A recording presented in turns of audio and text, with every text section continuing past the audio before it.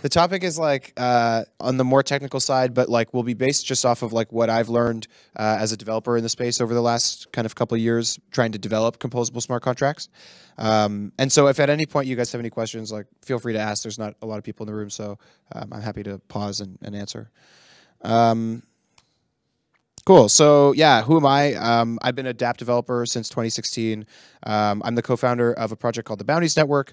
We build the standard bounties protocol, which is, if you're familiar with Gitcoin, the project who presented earlier, we power the bounties on their platform.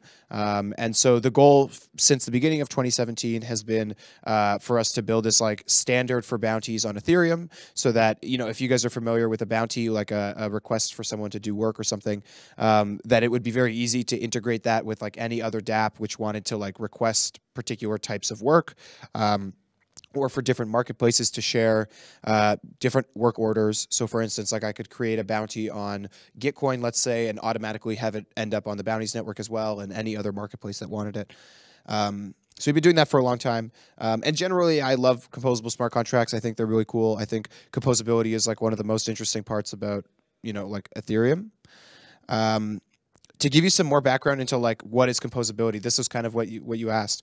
Composability is this concept in computer science and in general with regards to architecting code.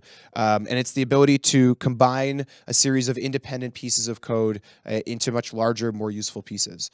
And composable, you know, code that is like very, you know, composable is that which is, you know, I have a couple of things here, you know, which is like self-contained code, which doesn't rely on a large other web of other pieces of code, is much more easily reused as a component of a larger system. And also when code is stateless, this makes code very composable, again, because it's very easy to sort of combine functionality of different kind of calls into much larger, much more meaningful calls. And so Ethereum is this like network of composable code, right? You have these like smart contracts which can all like talk to each other, and so composability is something that was possible on a very like local scale on people's machines before Ethereum, but it's now possible on a more global scale because you can have interactions between, you know, people's code that they didn't write necessarily in a very easy way. And so just going on a little bit on why that's so cool on Ethereum. So this is like one of the most interesting things about Ethereum and the EVM in particular, in my opinion, is that code, you know, each smart contract gets its own address, and so can be, you know, treated as the same as an individual, which means that any actor can also be a piece of code, which means your code can very easily interact with other pieces of code by you know, being an actor, so to speak, within that contract. And so the fact that this is like natively available makes it very easy for us to, in theory, have our code talking to each other in a really nice way. We don't see that as much in practice, but it's like very possible, which is interesting. Another reason composability here is cool is that the smart contracts can't change. If you have like something you're building and you want to depend on another piece of code, you don't have to worry about that piece of code ever changing. You can reference it at a particular address, and you know, you can kind of trust that it'll always be there. And so that's pretty valuable and pretty important, although it becomes a double-edged sword, as you'll see later. You can automate complex and valuable transactions by stringing together simpler transactions. So this is sort of like what Ethereum offers to, you know, like, you know, spaces like DeFi and stuff, where you can have a string of very like individually expensive market transactions or value transfer transactions, and you can like batch them together. And this means like, of course, you can do that within one contract, but you can integrate many different contracts that other people are writing rather than having to do it all yourself. Which is pretty interesting. And finally, the thing that kind of got me excited about Ethereum in the beginning, when I was like first getting into the space, was this idea of a network effect of applications. So, you know, network effects for you guys is like, you know, when you use like a social network, there's a network effect because the value to you as a user goes up with each number of additional users who are there. And so Ethereum has that as well, right? Like the more people who are on Ethereum, the more people you can transact with, which is like valuable, right? But it's also valuable for the applications. the more applications there are on Ethereum, in theory, the more valuable each of those applications is because it has more other applications it could talk to. And so an example of this I'll get to right now is like DAOs and bounties. So DAOs, I'm sure you guys are familiar with, they take in money and they disperse that money doing different things. Token holders from a DAO can automatically create bounties, which like spend their tokens, which is kind of like a core part of their mission, is like, allocating capital.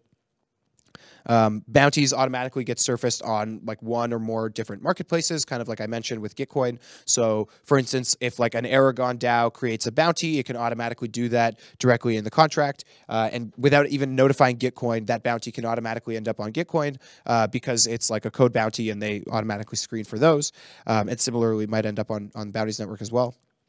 And then finally, the DAO can vote to like accept submissions and disperse them, which is like very interesting. And we see that like for us as like an application, the more DAOs there are on the network, the more that we have like users of the contracts, right? The more sources there might be for people to create bounties. And similarly for DAOs, the more applications there are like bounties, maybe like grants or listings or all these other different transaction primitives, the more of those that there are, the more valuable it is to have a DAO on Ethereum because you can now do more with it.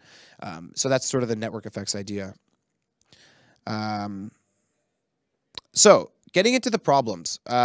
Problem number one of why we see this like composability is like not working. And for background, like composability is something that we talk about a lot in theory, right? And this idea of combining projects as like something we can do on Ethereum. But studying how frequently it actually occurs, the answer is that it's like fairly rare. The first reason is that it's the code just like isn't very modular. People don't write code and reuse their code. People are constantly rewriting the same code. For instance, like the safe math library isn't re-referenced in every contract. We don't just like have the same functionality there. We're reusing it. We're redeploying, these libraries every single time we deploy a new contract. Same thing with like ERC20 tokens and stuff. And so in general, like it's very expensive to write modular code because you're breaking up your code into much sort of like a much like larger group of contracts basically that's like more sprawling, and it's almost always more modular code is like more generalized, and so it's usually much cheaper to write like very specific code and smart contracts for a given use case, for a given set of users, for like one particular interaction, rather than having to write like code that works for like all types of interactions. Welcome. Would you say that this is not done by design properly? As in, one would think, abstracting from the actual implementation, that writing modular code should be the same. The same. It's hard to think that doing things the right way or like doing things that you can reuse. It's more expensive. Yeah, so in theory, it should be less expensive, right? Like in theory, reusing code that's already on chain and not having to redeploy it, in theory, is less expensive from a gas perspective. It's not necessarily less expensive from a time perspective, because again, like we don't have tooling for people to test contracts against live deployed contracts, and so like for testing code, like this is like expensive, not just in terms of gas, but like, and maybe this is probably the bad framing. It's actually like also like time expensive, but it is also actually just more gas expensive, practically speaking. Like when you see like Aragon's DAOs, for instance, are like very modular. Their code is like very, very clean, but it's much more expensive to deploy the same Moloch DAO structure on Aragon than it would be in the Moloch DAO contract, because the Moloch DAO contract is like very specific. It's like one use case, versus when you write modular code, it's like self-contained. It's usually more generalized, which means you're passing in more parameters, which means you might be storing more state potentially, and there might just be more code. So yeah, this is kind of expanding on that. Users, most dApps aren't modular and their contracts aren't modular because they're not this sort of like maximally generalized version of whatever they're doing. They're usually more specific. And again, we talk like that makes sense why they might be more specific. It's easier. It takes less time. It's usually less gas. But what it means is that if they're more specific, it makes it much harder for them to actually interoperate with each other for different contracts to talk to each other because they're too opinionated for them to be able to do that. And then finally, what we see is like people modularizing their code too early. People who believe that there are like certain functional lines with which they should like divide their code bases, and this is not based off like what actually should live in different contracts, based on like what is changing maybe, or different types of plugin type systems that people might want to have for a different component. People just kind of like come up with their own little modularization and little like componentization of their contract and assume that that's right, and often it's not, and it ends up being a waste of time and money. Next, we go into like the issues that people run into when actually like combining functionality. The first problem is that most of the code on Ethereum is very stateful. People don't write a lot of functional code. And so what it means is that it's like reusing this code is very difficult because all of the code that you're running is constantly referencing particular memory within the EVM state. And so what that means is that, yeah, combining it is like very tricky and requires just like a much more directed view, making sure that like a particular thing, like let's say a bounty is like, we're interacting with like just that bounty and doing a series of things with just that bounty, versus if we had like very functional code, we could like reuse code and combine it in this way that like we just kind of like know it works because the output of one function is the input for the next function. And that's how like really good functional code bases work. The other thing that's really interesting is that you can't really combine functionality very easily. You can like batch transactions on Web3, kind of. They still get sent as disparate transactions, but really the only way to like combine these like stateful calls is to do it within like a third-party proxy contract. And so what you see is like a lot of things require a lot of like functionality requires multiple Ethereum calls where you're like constantly signing transactions, and that some people say that that's a wallet problem, some people say it's an EVM problem, but it nonetheless makes it more difficult to combine things, and it seems like there's a missed opportunity there. And then finally, the interfaces between contracts are really opinionated. They're not standardized. My favorite example of this is like some contracts use bytes for like string information. Some people use strings, and like different teams will tell you there are different reasons why. Some people use like uint. Anything that's not like a uint 256, they'll use like a uint 8 or uint 16, whereas most of the time it like is actually less gas. It's more gas expensive to do that, depending on the functionality. So there's just like all of these weird ways in which like these interfaces are not usually configured to talk to each other in really nice ways. And so it requires like a ton of like casting and just like very directed view on each of the ways that you're combining for it to work, which means it's just like takes more time to combine, which means it's just like harder for people to do. Next, you can't update the code. Again, this makes it like this is kind of something we talked about earlier. Is like one of the good things about the composability of Ethereum is that people can't update the code, and so you can depend on it, and it's always going to be the same. The hard part is that like code still needs to be updated. That like we're still not finished. A lot of what we're working on is still very beta, and so we require the ability to update a code base. Most of the time, it doesn't suffice to be able to like update like a proxy contract or update the contract it points to. You see some teams getting kind of shouted at online these days for having the ability to do that, because it's a pretty big attack vector to be able to like change the functionality of a particular contract for some third party to be able to do that. And so, yeah, what we're seeing is like software dev cycles are turning into hardware dev cycles, where basically like software development cycles are supposed to be very short. You're supposed to be able to write code, test it immediately, and deploy it immediately. And so those dev cycles are supposed to be very, very tight feedback loops. Hardware dev cycles are the opposite. Hardware takes much more time to build, to test, to implement. And so what we see with smart contracts is that our dev cycles resemble hardware dev cycles far more than software. We don't ship software, or we don't ship smart contracts on a regular basis. We kind of do the opposite, which makes it much more difficult, and most software devs don't know how to work under those dev cycles. And then finally, you can't notify contract authors if you do have an update. So for instance, like for us, when we have like a new version of the standard bounties protocol, we like we deploy a new registry. We don't update the registry. We just have a new one that we add to it. And if we're talking about, like a company like Aragon, for instance, that has a native integration with our contracts, it needs to know where to point. And, we could update like an ENS name and the address there to notify it there. But there's no like automatic way for us to get in contact with them. Certainly no, and that works for us because we know the Aragon team. We can contact them. We have their emails.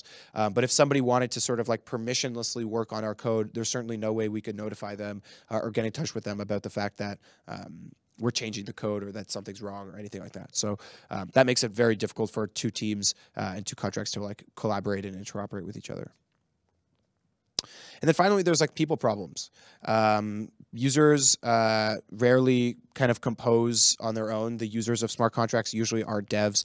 And so the onus usually falls on the components to have the desire to collaborate with other teams and to build those integrations natively, which means like, it had better be in their best interest because otherwise they probably won't do it. It's also like just generally difficult to collaborate across teams. It takes time, it takes effort. People, different teams have different norms and different cultures, which doesn't always make it easy. And then also, of course, it's expensive just to like spend the time figuring out how to do these interoperations. Composability makes markets more efficient, but also that means usually that there are lower barriers against competitors, which isn't always in the best interest of these projects. Again, when you have like an open, like marketplace, for instance, or this like open ability for any DAO to be able to do something, whether it's an Aragon DAO or a DAOstack DAO, that lowers their competitive advantage that they have against each other because the markets are sort of more efficient, they're more free. And so that's like a problem for those competitors, and that's one of the reasons why people don't like collaborating in the space. So now what? Well, the good thing is that people are beginning to modularize their code better based on like the way that they've been used. A lot of things like DAOs, even bounties, have been around for a year or two, and people have just like seen what needs to be changed, what works, what doesn't, and so now it's sort of a more appropriate time to start breaking up code into smaller pieces that people can reuse. Teams are gaining motivation to collaborate. We see things like the Libra project coming up where we see that Facebook is like very much moving into the crypto space.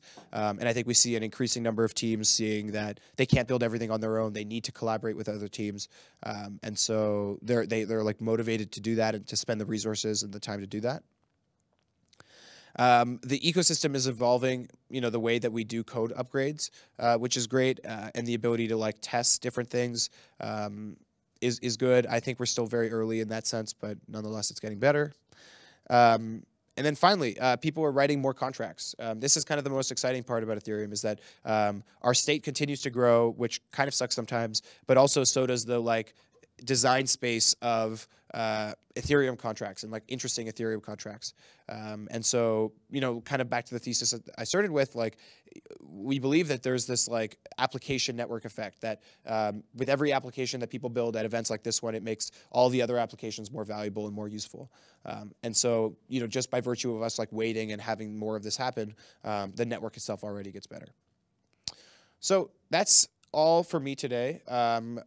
If you guys want to do some bounties, I have to give a shameless plug. We have a bounty network, waterloo.bounties.network. We have a ton of interesting bounties there if you want to, some of them just for like your hack projects, some of them that are like not related to your actual hack. You can like write a poem and stuff like that. And of course, if you want to get in touch with me, here's some great links. But yeah, if you guys have any questions, I'd love to answer them. Thank you.